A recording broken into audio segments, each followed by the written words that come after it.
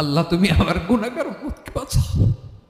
এই দুনিয়ার বুকে রব্বুল আলামিন সব নবীকে একটা করে দাওয়া মুস্তাজাবা দিয়েছেন, মানে যে দোয়া করলে কবুল হয়ে যায় সাথে সাথেই।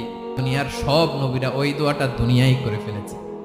বিশ্বনবী বলবেন, আল্লাহ ওই স্পেশাল দোয়াটা দুনিয়াতে করি নাই, আজকে আমি তোমার দরবারে দাঁড়িয়ে কিয়ামতের দিন ওই দোয়াটা করছি। আল্লাহ আমার যে উম্মতের হৃদয়ে যাররা পরিমাণ ঈমান আছে, আমার একটা উম্মতকেও তুমি জাহান্নামে ঢুকাতে পারবা না।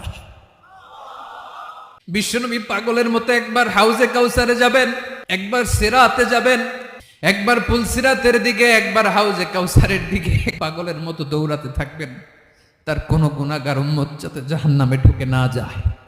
উম্মতি বিশ্বনবী আমার জন্য কাঁদবেন, আপনার জন্য কাঁদবেন, আমাদের জন্য সেদিন কেঁদে কেঁদে জাহান্নামের দরজায় দাঁড়িয়ে আমাদেরকে টেনে টেনে জান্নাতে ঢুকাবেন।